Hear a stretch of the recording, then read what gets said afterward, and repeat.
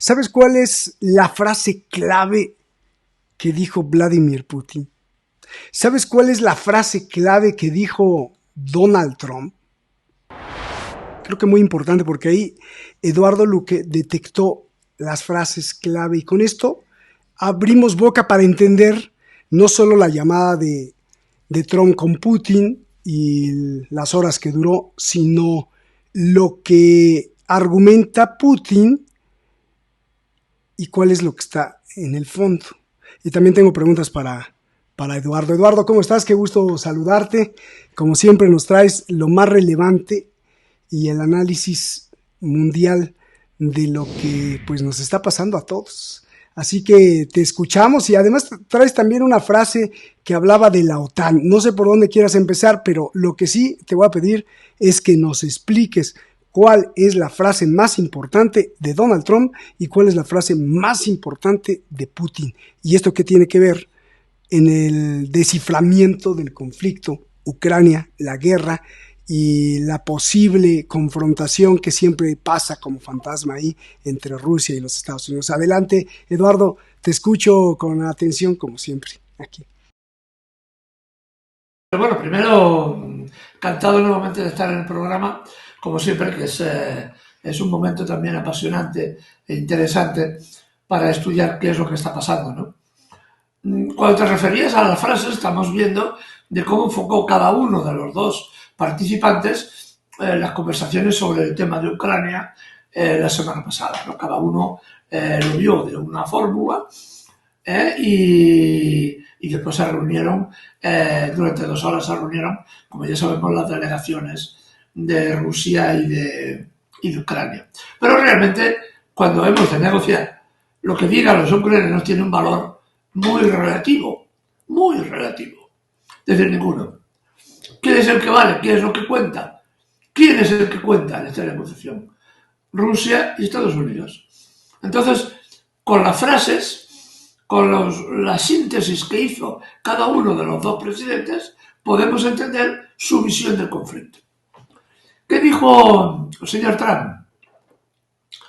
Después de haber hablado con el señor Putin por teléfono durante varias horas. Dijo: iniciarán de inmediato negociaciones para un alto el fuego y, aún más importante, el fin de la guerra. Las condiciones para ello se negociarán entre ambas partes, como solo puede ser posible, ya que conocen detalles de una negociación que nadie más conocería. ¿Qué está diciendo el señor Trump? Básicamente que quiere retirarse de este escenario. Esto es lo que aparenta que dice. Después veremos que este personaje es absolutamente contradictorio, por lo que ya hemos anunciado muchas veces. Está sometido a presiones de bloques de su propio gobierno y depende de la presión de cada bloque. A veces dice una cosa y a veces dice la contraria. Esto es un elemento importantísimo a tener en cuenta. En cambio, en la conversación, entre Estados Unidos y Rusia, por parte rusa, lo que marcaron fundamental es lo mismo que han marcado desde el año 22. Una sola frase: eliminar las causas profundas de esta crisis es lo más importante para nosotros. Es decir, no se trata de buscar un alto el fuego, ni de un tratado de paz prisa y corriendo, para que al cabo de 4 días volvamos a tener lo mismo cuando Ucrania haya sido rearmada. No, la posición de Putin es muy diferente. ¿Las causas cuáles son? Analicemos las causas, eliminemos las causas y a partir de ahí comencemos a negociar cómo va a quedar la situación. Que son dos visiones completamente diferentes. La primera quiere, la del señor Putin, un alto el fuego ya, que es lo que proponía él y proponían algunos dirigentes políticos europeos, con el fin, sobre todo los políticos europeos, de alimentar de armas nuevamente a Ucrania. Pedían un alto el fuego de 39 días, que después quedó en nada, porque evidentemente nadie lo va a seguir. Y lo que se proponía era que en el inicio del verano, cuando las carreteras y las pistas forestales ya están transitables para carros de combate y vehículos pesados, iniciar un proceso de alto el fuego que maniatara a Rusia mientras Ucrania se rearme. Este era el objetivo de la Unión Europea. Y este es el objetivo que por un momento sostuvo el señor Trump. Por eso digo que cambia de parecer como una veleta. Después cambió de posición. Y lo que hemos concluido, si hemos de hacer caso a lo que dice, cosa que ponemos en duda también, por otras cosas que explicaremos a continuación, ahora lo que está planteando el señor Trump es, de alguna forma, yo me quedo al margen y que los dos discutan. Pero eso tampoco es verdad, porque hoy ha salido una noticia muy curiosa, ¿no? Ha salido una noticia muy curiosa por los ucranianos. Los ucranianos resulta de que han dicho que uno de los negociadores rusos es inadmisible para ellos. Era el que encabeza la delegación rusa, que había participado en las negociaciones las primeras negociaciones que se intentaron para solucionar el problema y la guerra de Ucrania, en Estambul. Estuvo en las negociaciones de Estambul 1, Estambul 2, es una persona con muchísima experiencia, y ahora los ucranianos deciden que este señor no puede participar en las conversaciones y le dicen a los norteamericanos, que lo han hecho llegar a su vez a los rusos, de que o este señor desaparece o no hay negociaciones. Esto es lo que han dicho los norteamericanos, es decir, que la posición que anteayer sostenían de nosotros no queremos saber nada, esta no es nuestra guerra, es la guerra de Biden, nosotros vamos a acabar con la guerra, ahora resulta de que no, de que cambian de la noche a la mañana y donde dije digo Diego. Y ahora se vuelven a inmiscuir otra vez en el conflicto. ¿Cuál es la realidad? La realidad es precisamente esta, ¿no? Que estamos en un momento clave. Rusia ha pretendido y sigue pretendiendo un objetivo que a muy poca gente se le ha tenido en cuenta.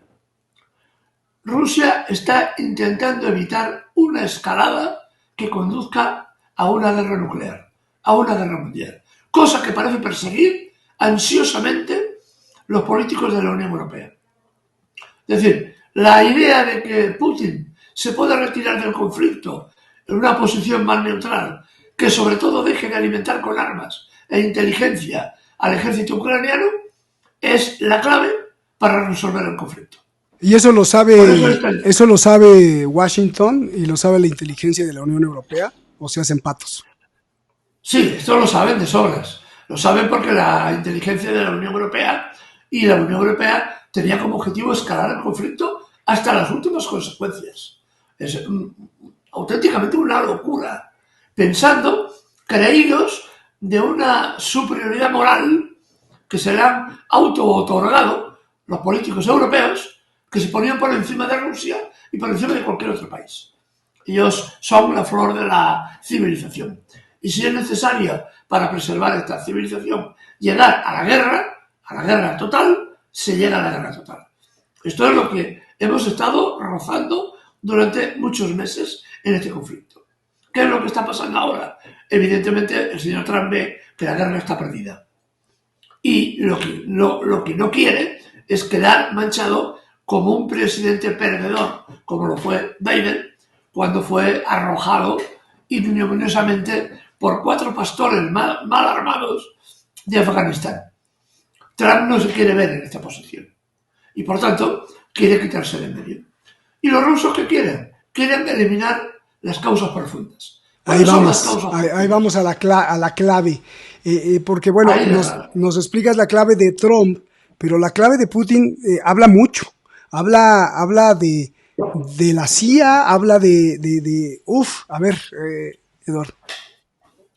La clave hay que remontarse muy atrás, hay que remontarse al año 47. Prácticamente desde el final de la Guerra Mundial se planteó ya la necesidad de un enfrentamiento entre Estados Unidos y la Unión Soviética en aquel momento. Incluso se desarrollaron sistemas de atentados, se subvencionaron a grupos terroristas, por ejemplo, Stefan Bandera era uno de los dirigentes de los grupos terroristas ucranianos que atacaban. Primero, en la Guerra Mundial, se dedicaron al exterminio de judíos y de comunistas, de socialistas, de aquel que no comulgaba con las ideas del fascismo hitleriano. Y después, era nazi Bandera, ¿no? Era nazi. Sí, oye, pero para el que te oiga, Eduardo, va a decir, ¿hasta 1947 viene este problema? Perdón, continúa. Ahora vamos, precisamente. Nace allí en el 47, cuando Estados Unidos quiere desestructurar a la Unión Soviética y utiliza todos los medios que puede.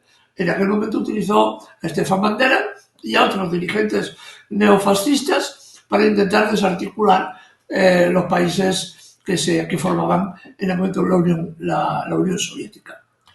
¿Pero qué pasó? Que eso no lo consiguieron. Stefan Bandera es eliminado en un golpe de mano por parte de la inteligencia rusa, es ejecutado el 15 de octubre del 59 en Múnich, Alemania.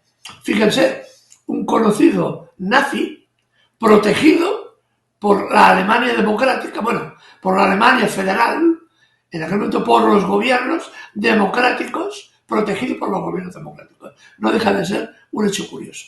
¿Qué ocurre? Durante 30, 40 años no pudieron desintegrar a la Unión Soviética y tuvieron que esperar hasta la caída de la Unión Soviética para iniciar lo que tanto ansiaba la OTAN, que se creó, como sabemos, en los años 50.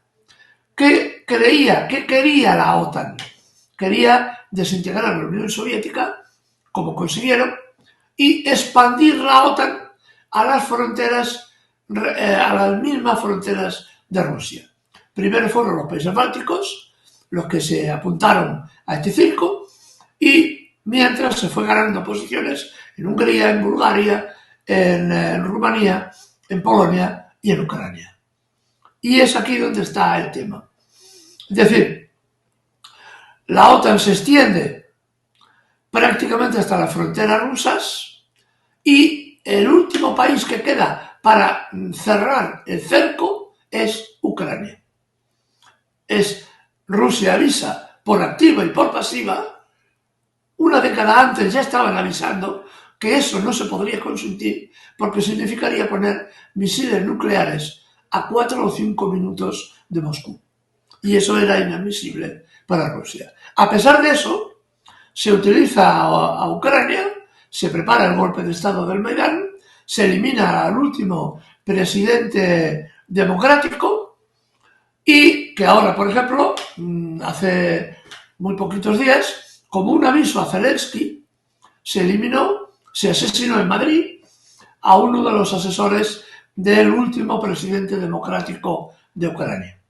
Pues bien, esto es lo que quería la OTAN, expandir su influencia al lado mismo de las fronteras rusas. Es más, Zelensky ya había advertido que él iba a construir armas nucleares que iban a apuntar a Rusia. Eso fue unos meses antes del inicio de la operación militar especial, es decir, de la guerra en Ucrania. Así que el fondo de la cuestión, para que entendamos la posición rusa en la negociación, es que la OTAN no puede estar en las fronteras de Rusia. Hay que alejar a la OTAN de esta frontera. Por eso, después comentaremos lo que está hablando el ministro de Exteriores ruso, el señor Lavrov, de la nueva configuración geográfica de Ucrania. Ya tenemos una especie de mapa, un borrador de mapa de lo que puede quedar realmente Ucrania. Así que este es el tema central. El tema central es este: separar la OTAN de las fronteras rusas para asegurar su seguridad como país y como Estado. Es decir, la seguridad no solo hay que separarse de las fronteras, sino asegurar que los países limítrofes a tu frontera son países amistosos o cuando menos no son países que pretenden dañarte. Esto es refrendar la seguridad nacional de cada país. Esto es lo que hace cada país, no es un invento ruso. Los alemanes se aseguran la seguridad de su país a través de sus aliados de las fronteras de los países que lo circundan. España define su seguridad nacional a partir de las buenas relaciones con Francia, con Portugal, con Marruecos, con Italia, con la parte que toque, en el mar, etcétera, ¿no? Eso es normal en la política general, pero lo que es normal para Occidente no se le permite para Rusia. Por eso Rusia tuvo que intervenir de la forma que lo ha hecho en esta guerra que en este momento claramente se inclina por parte del ejército ruso. No sé si he aclarado el objetivo primordial Creo que de sí. Vladimir Putin. Creo que sí, queda perfecto. Y esto pues abre más cuestiones, Eduardo, porque parece ser que no hay homogeneidad en Washington. Porque por un lado, por ejemplo, tú escribes, abro paréntesis, por favor, les pido que busquen a Eduardo Luque en el Viejo Topo, tiene unos artículos muy, muy, muy buenos. Cierro paréntesis. Tú escribes que, por ejemplo, el New York Times escribe que pues que Putin anhela la victoria como si fuera un perdedor. Luego, por otro lado, David Ignatius, portador de la CIA en Washington, recalca que Ucrania no puede ser un país europeo, según Putin, sino que debe permanecer bajo la hegemonía rusa, o sea, como que tachan a Putin como de melancólico, ¿no? Por otro lado, el New York Times publica otro artículo diferente, donde dice que la perspectiva de Moscú, desde la perspectiva rusa, necesita reforzar sus defensas para protegerse de la expansión de la OTAN. Y por el otro lado, J.D. Vance, el vicepresidente, dice que están a punto de decir, ¿sabes qué? Mira, para Estados Unidos esta guerra no es mía. Entonces como que hay muchas vertientes y como que hay muchas contradicciones. Y entonces la pregunta es, aquí en la guerra de Ucrania sí está Estados Unidos muy interesado, está detrás, pero ¿quién manda entonces? ¿Manda Trump? ¿Manda el mismo Donald Trump 1.0 del primer mandato, donde estaba Victoria Nuland? ¿Quién manda? Luego llega Biden, pero deja hacer cosas. También Trump dejó hacer cosas en su primer mandato. ¿Cómo explicar todo esto y cómo entenderlo? Porque no es, sí, Estados Unidos, ¿no? Parece ser que es Estados Unidos en un revoltijo de contradicciones. Eduardo, por favor. Evidentemente es un enorme revoltijo de contradicciones en este momento, porque estamos viendo cómo las primeras semanas, los primeros días de gobierno de Donald Trump es una patada detrás de otra, un problema detrás de otro y una crisis detrás de otra. Lo vemos con el tema de las sanciones, de los aranceles puestos a China y al resto de países del mundo. Es un enorme error estratégico que está pagando además Donald Trump en forma de erosión de su imagen, ¿no? Y esto es una evidencia, porque todo lo que decía que iba a obligar a los demás países a arrastrarse detrás de él para pedir su ayuda, ha resultado falso. Ha notado que sus propios aliados, por ejemplo Japón, se le ha enfrentado de uñas, como se suele decir, ¿no? Y para demostrarlo, vendió bonos del Tesoro de Estados Unidos provocando auténtico pánico en la Reserva Federal y en el propio gobierno de Donald Trump, que la venta de bonos del Tesoro por parte de Japón y por parte de China hubieran provocado de seguir un auténtico crack económico para la deuda norteamericana, porque como aquí hemos dicho muchas veces, el gran problema de Estados Unidos es su deuda, la enorme deuda que no pueden pagar y que además ahora conseguía por 215 votos a favor contra 213, ahora puedo decir exacta la cifra, tenía reseñada por aquí, a ver si la encuentro. Bueno, es igual, por un estrecho margen de votos ha conseguido inflar 217 votos a favor, 213 en contra. Fíjense que 4 votos de diferencia, supuestamente cuando Donald Trump controlaba, su partido controla la mayoría en las cámaras. Aún su partido controlando la mayoría de las cámaras, su situación es muy crítica. Solo 4 votos de diferencia para aprobar una nueva inyección enorme de dinero para, sobre todo, el ámbito militar, que ha aumentado el presupuesto en un 13%. Es el mismo señor Trump que dijo antes de la campaña que iba a reducir el presupuesto militar en un 8% anual durante 5 años. Ahora, el primer presupuesto que tiene lo aumenta en un 13% y lo eleva a una cifra de 1,01 billones de millones de dólares. Es decir, en términos anglosajones sería 1,1 trillón, trillones con T. Algo así como 18 ceros. 18 ceros. Esto es lo que ha subido el presupuesto militar de Donald Trump, que decía que iba a bajar. Y esto lo ha hecho con una cuestión muy importante. Ha reducido un 22,6% otras partidas presupuestarias. ¿Cuáles? Y eso es terrible.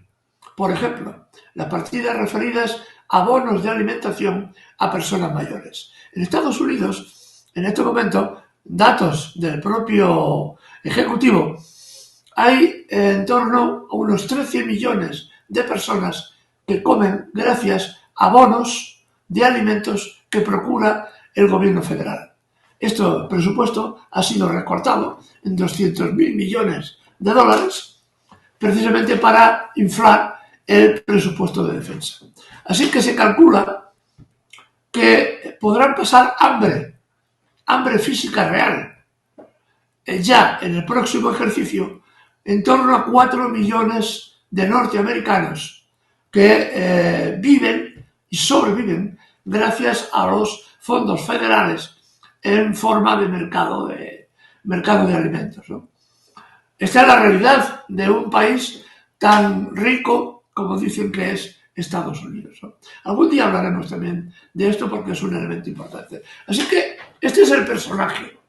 Decía una cosa, hace otra, hoy dice una cosa, mañana dice la contraria. Negociaba con los iraníes diciendo no, llegaremos a un acuerdo, es seguro, llegaremos a un acuerdo, y hace una semana el señor Vance dice que Irán se tiene que desarmar y tiene que quitarse las centrifugadoras nucleares que tiene produciendo material para sus hospitales, ¿no? Material radioactivo para sus hospitales. Cuando comenzaba a negociar decía que no, vamos a llegar a un acuerdo porque reduciremos el refinamiento nuclear a un nivel aceptable para las dos partes. Ahora, en mitad de la negociación, rompe la negociación, le pega una patada al tablero y dice, no, ahora te desarmas y además te vamos a quitar el uranio que produces para tus hospitales o para la industria civil. Decir, pero entonces, ¿quién manda, Eduardo, entonces? Depende del día.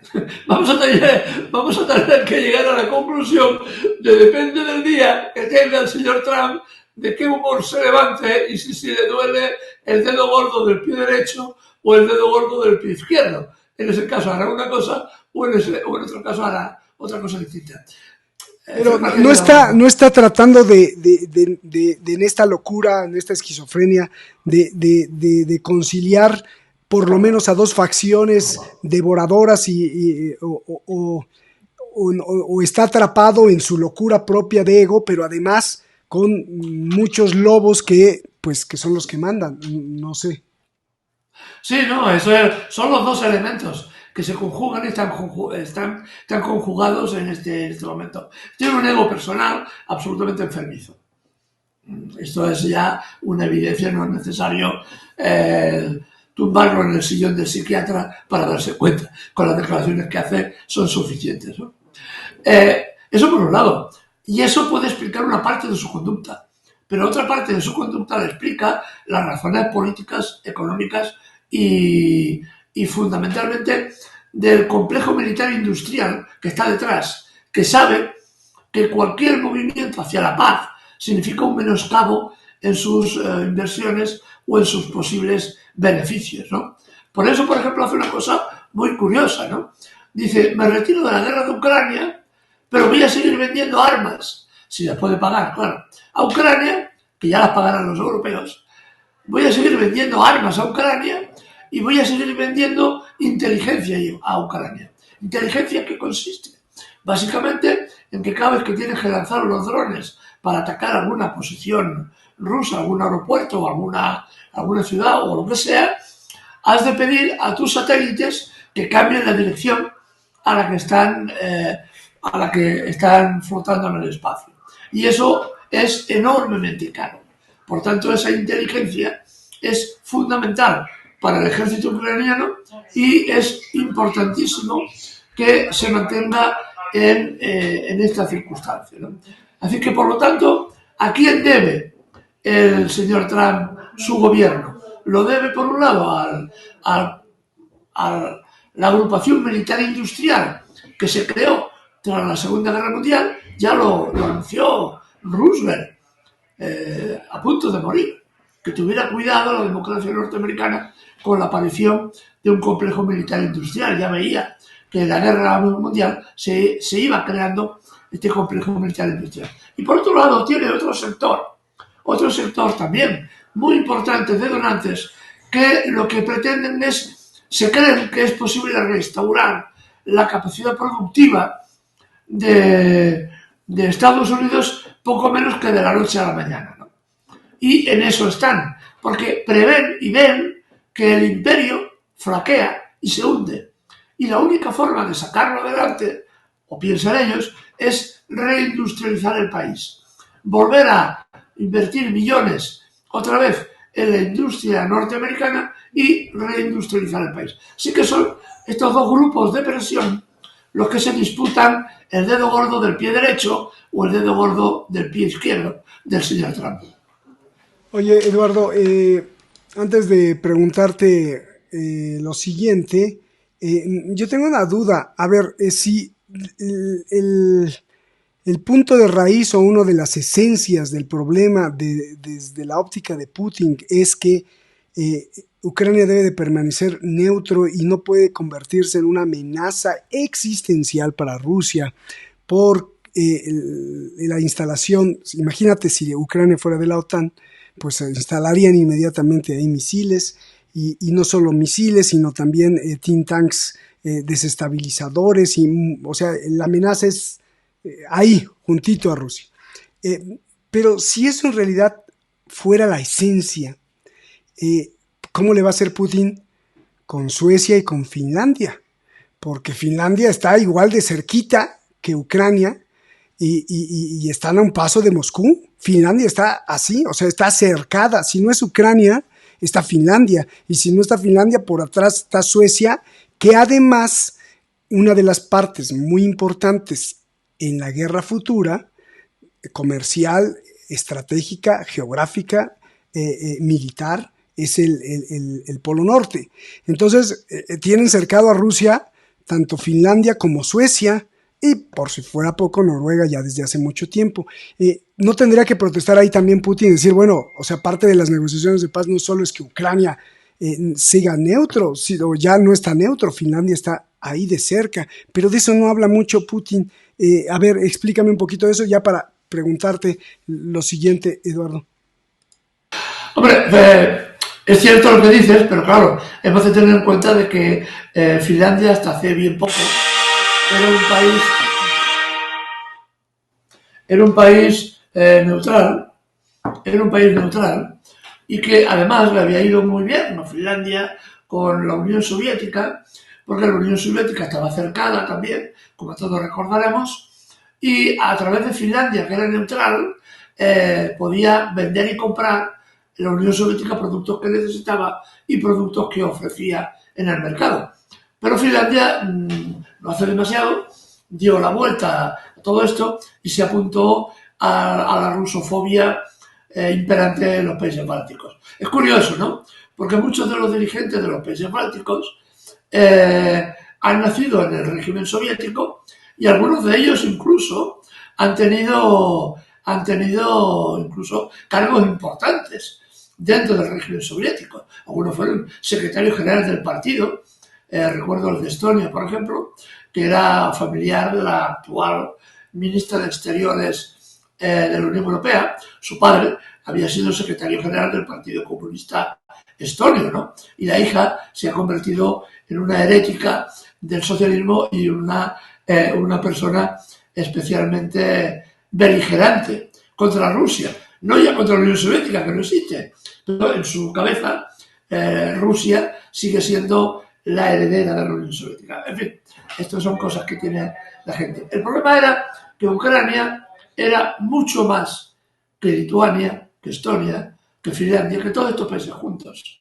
Por población, por situación, por recursos y porque era casi el último país que quedaba para cerrar el cerco a Rusia. Y sobre todo, Ucrania tenía como objetivo apoderarse de la salida al Mar Negro, que era una línea roja para la Unión Soviética en su momento y para Rusia en este momento. Incluso en la época de la Unión Soviética se firmó un acuerdo que las bases militares en Sebastopol y en Crimea estaban en posesión de Rusia durante 99 años. Y este acuerdo fue roto unilateralmente también por el señor Zelensky. Así que era el único país que quedaba. Y era un país enormemente peligroso por su situación geográfica, por su población y por sus recursos. Por tanto, no se podía permitir esta situación.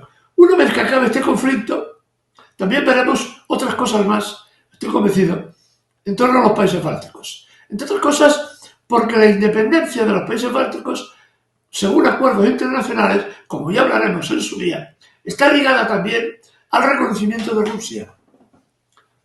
Son países independientes que cuando se hicieron independientes tras la caída de la Unión Soviética firmaron acuerdos para reconocer al país en condiciones determinadas. Y estas condiciones las están violando en este momento. Pero evidentemente Rusia no va a abrir varios frentes al mismo tiempo. Se va a centrar en el frente más complicado, más difícil, y después tendrán que ir a negociaciones para acallar un poco la efervescencia militar de algunos de estos paisillos, porque algunos, con perdón, no llegan ni al rango de país, llegan al rango de ciudad grande, en realidad, ¿no? Pero esto es otra fase de un conflicto que no acabará, desgraciadamente, con la guerra en Ucrania.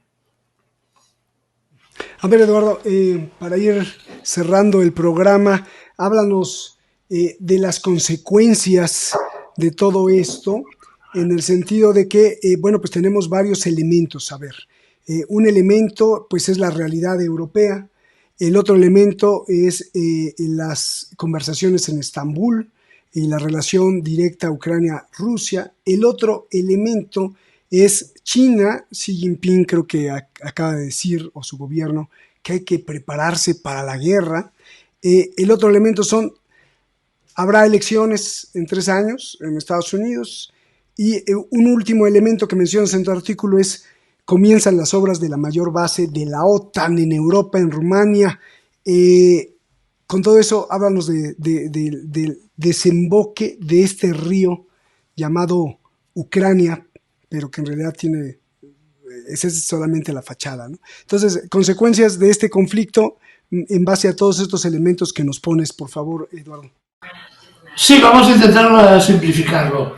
Lo primero, lo de Rumanía, por comenzar por algún sitio, no seguimos un orden estricto. Lo de Rumanía, fíjense que ha sido que por fin la Unión Europea ha conseguido colocar al candidato que ellas querían, en este caso concreto, en la última elección, con unas irregularidades terribles que ha provocado una fuerte respuesta social a la cual ningún medio de comunicación occidental ha prestado ninguna atención, pero manifestaciones en Bucarest importantísimas, denunciando también que ha habido pucherazo en estas elecciones propinado por la Unión Europea y especialmente por el pequeño Napoleón, que ha intervenido, que tenía también intereses económicos en Rumanía. Pues bien, ha sido, digamos, ganar las elecciones al candidato elegido por la Unión Europea y acelerarse el proceso de construcción de la mayor base militar de la OTAN en suelo europeo, que estará construida en Rumanía. Tal vez porque piensen que el próximo escenario, después de Ucrania, podría ser Rumanía. Es un país que reúne condiciones precisamente para esto. Pero esto, esperemos que esta previsión sea equivocada, pero de todas formas estaremos aquí en un futuro para analizarlo si esto sucede de esta forma, ¿no? Lo que está claro es que la guerra no va a acabar ya, como quería el señor Trump. El señor Trump quería una guerra para rearmar, en todo caso, a Ucrania y preparar futuros conflictos más adelante. Esto no va a suceder así. La guerra va a tardar un tiempo porque hay muchas cosas que discutir. Hoy lo decía las declaraciones del señor Lavrov, que he visto hoy, que era importantísima lo que he dicho, ¿no? No solamente hay que respetar las fronteras naturales de los países, en el caso de Ucrania, sino otras fronteras más dinámicas que son las que aseguren a Rusia que no será atacada, que tendrá una seguridad hacia lo que quede de Ucrania para que no pueda ser envuelta en nuevos conflictos. Esto señala nuevas dinámicas en los sistemas de fronteras y señala sobre todo que Rusia no se va a quedar contenta solo con las 5 repúblicas que ahora mismo prácticamente tiene en sus manos, ¿no? Sino que va a exigir que otras repúblicas añadidas, por ejemplo Odessa o Zaporizhia, sean consideradas como un espacio intermedio, como un colchón. Un colchón, ya se verá quién patrulla, quién controla el territorio, un colchón para que desde ese colchón no se ataque a la frontera rusa, sino que haya ese espacio intermedio para evitar precisamente ese conflicto. Esto lo tiene muy claro Putin, lo tiene muy claro el señor Lavrov, lo cual puede ir diciendo, por ejemplo, que ahora mismo el planning que hace el ministro de Exteriores ruso, el planning es basado en la posesión, porque ya están incluidas en la Constitución rusa, de Crimea, Gerson, Zaporizhia, Donbass y Lugansk. Esto ya está incorporado a la Constitución rusa. Y otros oblasts, otras provincias, como son Odessa, Nikolaev, Dnipropetrovsk y Kharkov, serían, digamos, el espacio intermedio, el colchón intermedio entre las fuerzas de la policía ucraniana, porque el ejército ucraniano ha de desaparecer también. En las negociaciones se va a incluir la desaparición del ejército ucraniano y su sustitución por una mera policía para cuidar el orden público, ¿no? Pero no como un ejército regular que va a ser que tiene que ser desarmado y desnazificado, que esto es muy importante también, lo cual significa que todos aquellos que han participado en crímenes de lesa humanidad contra la población ucraniana del Donbass, del lugar durante tantos años, deberán ser juzgados por los crímenes cometidos. Estas son algunas de las reivindicaciones que también van a incluir en este proceso, ¿no? Y evidentemente esto va a llevar tiempo, esto no va a acabar de un día para otro, y lo que se pretende, de ahí las prisas del señor Trump, era acabarlo muy rapidito, porque el objetivo de Estados Unidos es China. Intenta el señor Trump separar a Rusia de China, ofreciendo yo me voy de Ucrania, ahí te quedas tú, haz lo que te parezca, dejamos a los europeos que se peguen contigo y que Europa quede completamente desvencijada. Yo me retiro y lo que intento es llevarte a mi campo para enfrentarme posteriormente a China. Esta es la maniobra un poquito burda, si queremos verlo así, por parte del señor Trump, porque no engaña a nadie. En cambio, las relaciones entre Rusia y China se han profundizado enormemente. Se está hablando incluso de crear la tercera capital en Rusia, en Siberia. Es decir, las dos grandes capitales, San Petersburgo y Moscú, son dos capitales orientadas hacia Occidente, históricamente, orientadas hacia Europa, cuando Rusia hay todo un sector del pensamiento que apunta en dirección contraria. Apunta a que Rusia ha de abrirse hacia el este, es decir, hacia el cielo de Siberia y hacia el sur, los países del sur. Por eso se está hablando ya de crear una tercera capital en la zona siberiana, con vistas sobre todo a desarrollar aún mayores relaciones con los países asiáticos. Así que es un cambio en la geoestrategia a nivel mundial de índole especialmente importante. Por otro lado, otra consecuencia de todo este proceso, como ya hemos advertido, será cuando el tema de Ucrania entre en raíl, en camino, también vamos a ver grandes cambios en el Báltico. Lo que no puede permitir Rusia es que países tan liliputienses como Estonia amenacen, por ejemplo, el comercio ruso. El otro día, en un acto de absoluta piratería, no tiene otro nombre, la Armada Estonia, que tiene dos lanchitas, una y dos, y tiene 225 marineros. Esa es su armada, el otro día, con apoyo de 2 helicópteros, intentaron secuestrar un barco petrolero que parece ser iba a un puerto ruso. El barco pudo escapar, pero intentaron abordarlo militares, incluso con un barco de apoyo polaco, de apoyo sueco. La aparición de un caza ruso, un Su-27, que conforme iba sobrevolando a los barcos estonios, le iba enseñando sus poderes debajo de las alas, lo que llevaba, el avión iba cargado, evidentemente, le introdujo la idea a los estonios de irse deprisa y corriendo, porque podía la cosa irse a mayores y ahí podían acabar muy mal.